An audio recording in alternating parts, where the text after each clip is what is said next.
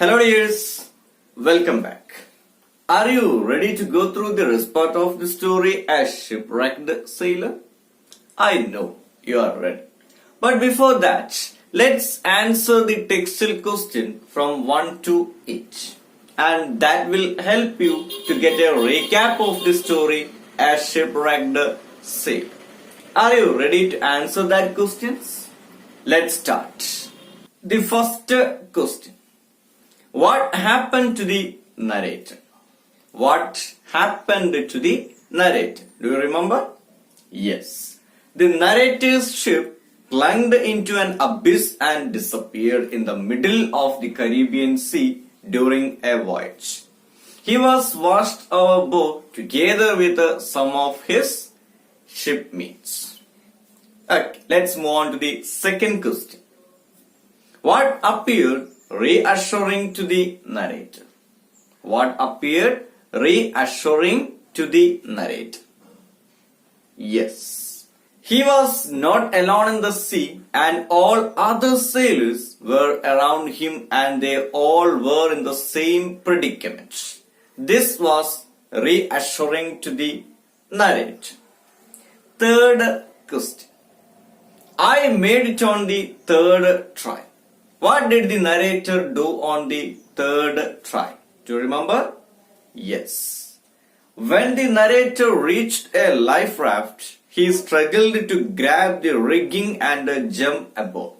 But he failed in his first two attempts and made it on the third try. Are you ready to answer the fourth question?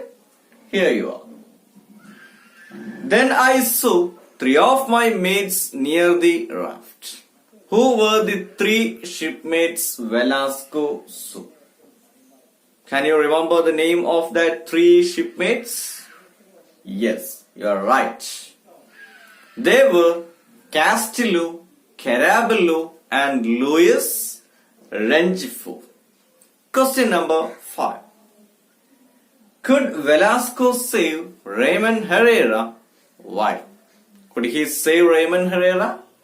Why couldn't he save Raymond Herrera? Excellent.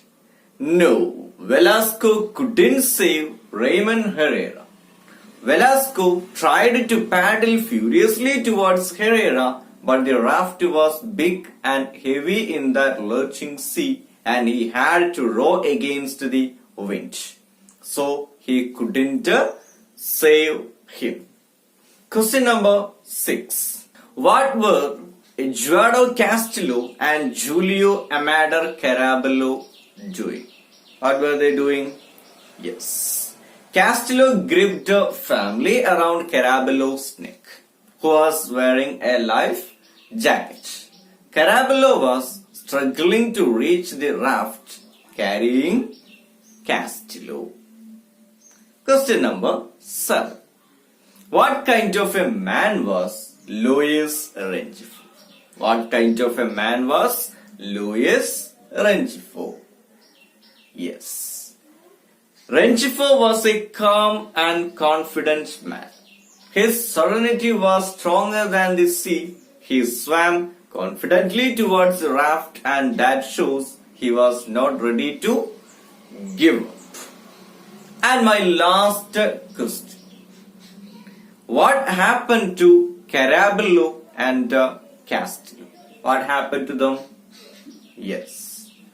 Carabello had vanished with the Castillo hanging onto his neck.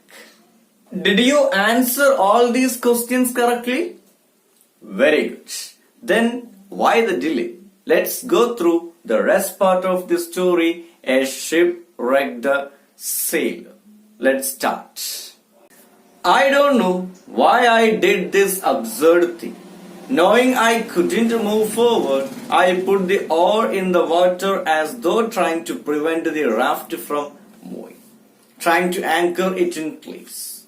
Rengifo, exhausted, paused a moment, then raised his arm as he had when he held his headphones aloft, and shouted again, "Fatso, row over here."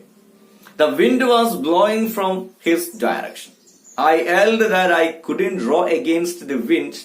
that he should make another try, but I felt he had not heard me.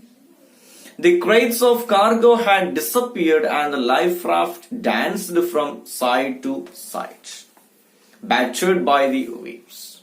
In an instant, I was 5 meters away from Rengifo and had lost sight of him. But he appeared in another spot, still not panicking, ducking underwater to prevent the waves from sweeping him away. I stood up, holding out the oar, hoping Rengifo could get close enough to reach it. But then I could see he was tiring, losing out. He called to me again, sinking, Fatso, Fatso. I tried to row, but it was as hopeless as the first time.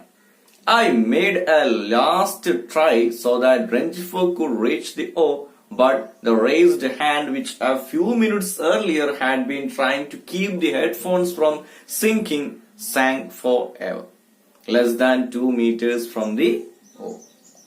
I don't know how long I stayed like that, balancing in the life raft, hauling out the oar. I kept searching the water, hoping that someone would surface soon.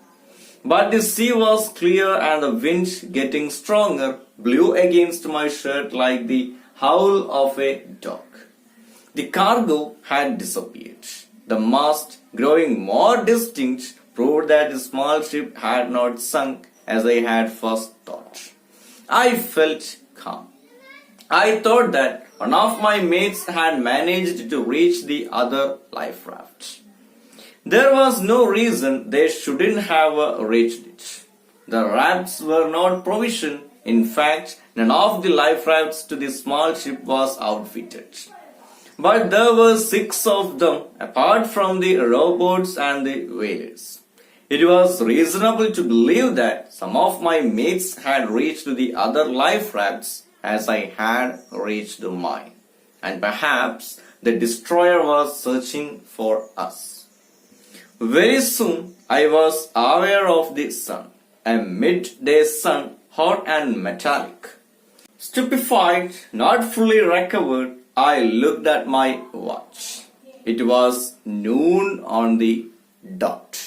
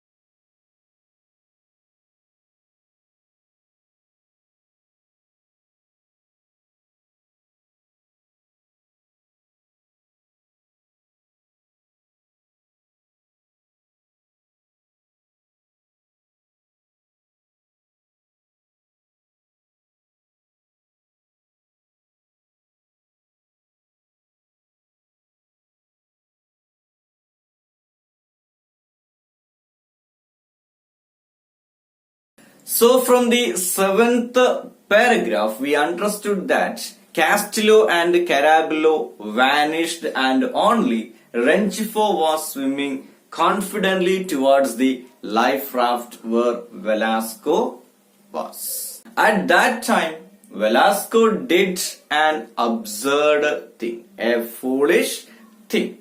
What was the absurd thing done by the narrator? What was that absurd thing done by Velasco? Yes. The narrator was aware that he couldn't move forward. Still, he put the oar in the water as though trying to prevent the raft from moving, trying to anchor it in place. It was an absurd attempt because he was aware that he couldn't move because of that heavy wind. Rengifo was swimming confidently, but Rengifo, exhausted and paused a moment and then shouted to Velasco. The wind was blowing from Rengifo's direction and Velasco couldn't row against the wind and reach near to Rengifo. Because of the heavy wind and the waves, Velasco became 5 meters away from Rengifo. And there is a question for you. Why did Rengifo decking underwater? Alternatively, Rengifo was decking under the water. Why did he do so? Yes, to prevent the waves from sweeping him away, Rengifo ducked himself under water. Velasco, still holding out the oar by hoping that Rengifo could get close enough to reach it. Velasco saw that Rengifo was tiring and losing heart. Could Velasco save Rengifo? Why? Yes, you are right. Velasco made a last try to row to reach Rengifo and hold out to him the oar. But he failed and Rengifo sank forever. Like the Raymond Herrera, the Rengifo sank forever. Rengifo sank forever less than 2 meters away from the oar. Velasco stayed like holding out the oar and he said, I kept searching the water, hoping that someone would surface soon. Did anyone come to the surface? Why? Why? Yes. No, no one came to the surface. All of them might have drowned or reached some other life rafts as Velasco. And there is another question for you. How did Velasco realize his ship had not sunk? How did Velasco realize his ship had not sunk? Yes. He could see the mast of the small ship clearly. Then Velasco realized that his ship, the small ship, had not sunk in the middle of the sea. Velasco said, it was reasonable to believe that some of my shipmates had reached the other rafts. Why? Why did Velasco believe some of his shipmates had reached the ship? Yes. Velasco realized that the small ship in which Velasco and his shipmates sailed had not sunk and there were 6 life rafts apart from rowboats and whalers. Then Velasco believed that some of his shipmates had reached other rafts just like Velasco. Here you can see the pictures of rowboats and the whalers. This is what we call the rowboats and the whalers. Okay, now Velasco could see the small ship, but he couldn't see his shipmates. and he had seen the Raymond Herrera and Luis Rengifo sunk in the middle of the sea. Then Velasco aware of the sun. And my question, pick out the image that describes the sun.